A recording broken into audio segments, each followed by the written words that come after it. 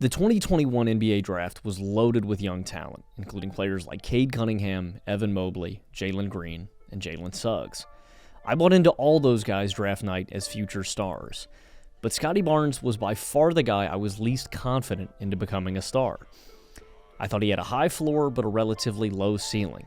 Immediately in his rookie season, Scottie seemed like he had proved me wrong. He averaged 15, 8, and 4 on 55.2 true shooting with solid defense, and he captured the NBA's Rookie of the Year award. But after that Rookie of the Year campaign, Scottie seemed to stagnate a little bit. He averaged 15, 7, and 5 on worse efficiency than his rookie year. This year, Scottie is up to 21, 10, and 6 on 48, 38, 76 splits, and has specifically shined on defense, averaging 1.7 steals per game and 1.6 blocks per game. Scottie's got great physical tools. He's 6'7", 240 pounds, and has a 7'3" wingspan. He's a phenomenal athlete, and he's super strong. These physical tools help make Scottie one of the best perimeter defenders in all of basketball. He's holding three-point shooters 5.9% below their average three-point percentage, and he's posting a defensive field goal percentage of 32.8% with nearly 6 shots defended per game. Among players that defend 5 or more three-pointers per game, his defensive field goal percentage is the 17th best in the NBA. Scottie's also a good help-side rim protector. He's holding players 3.5% below their average on field goals inside 6 feet on over 7 shots defended per game. Amongst players that defend 6 or more shots inside 6 feet per game, his differential is the 15th best mark in the NBA. Among non-centers, Scottie posts the 3rd best mark in the NBA. On top of a versatile defensive impact, Scottie's a great rebounder. He's 16th in the NBA in rebounds per game with nearly 10 a night at 9.6, and he's averaging the most rebounds per game of any non-big in basketball outside of Ben Simmons, Asar Thompson, and Julius Randle. But I really thought Scottie lacked on offense. He regressed statistically as a jump shooter in his sophomore season, and I thought there was a general jankiness, lack of coordination, and control with Scottie's game. He wasn't the most fluid or elegant mover, and he tended to remind me of a baby deer or a gazelle sometimes. Now, those issues still persist somewhat, but he's improved in those areas over the past 2 seasons. And the area where I think he succeeded the most, and my favorite aspect of Scottie's offensive game, is how he weaponizes his strength. Scottie actively hunts and abuses mismatches. Take this example against the Bucks where he drives on Pat Connaughton. He immediately realizes he has a smaller defender on him. He drives, kicks it out to the corner where he draws attention, another swing, and they get an easy wing 3.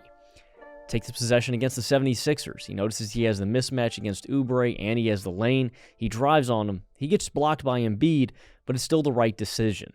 He's a strong and physically imposing offensive attacker. You cannot put a smaller defender on Scottie. He'll just weaponize his strength and go to work. Even against better defenders, he's flashed his strength. Take this possession against Giannis where he just big bodies him and drives to the rack. Because of his physical advantages, he draws a ton of double teams, and he creates real advantages for his teammates.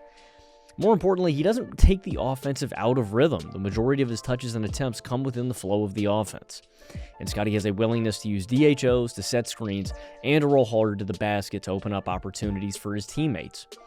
With that, Scottie's a legitimately good playmaker. Now, he's not making Luka, Jokic, or LeBron level reads and passes, but he's reading the defense, he's kicking out to open shooters, and he's drawing a ton of attention offensively. With that, he's flashed some real creativity as a passer this season in transition and in the half court. Now, he's not a perfect offensive player. There are some real areas where Scottie needs to improve offensively. Primarily, I think he needs to lean even more into the attention he draws. Take this possession versus the Bucks. He draws a double, but instead of kicking out to Siakam, who's wide open in the corner, he goes up with it twice into a crowded paint. Take this possession against the Mavericks. He draws a double, but instead goes up when there's an open Siakam there.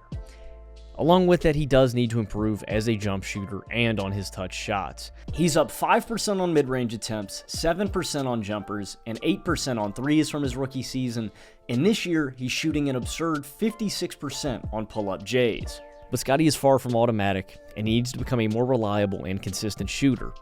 Along with his jump shooting numbers, he needs to shoot better on touch shots. He's shooting just 37% between 5 and 9 feet and just 25% on turnaround hooks, fades, and jumpers, when he's routinely drawing mismatches against smaller defenders.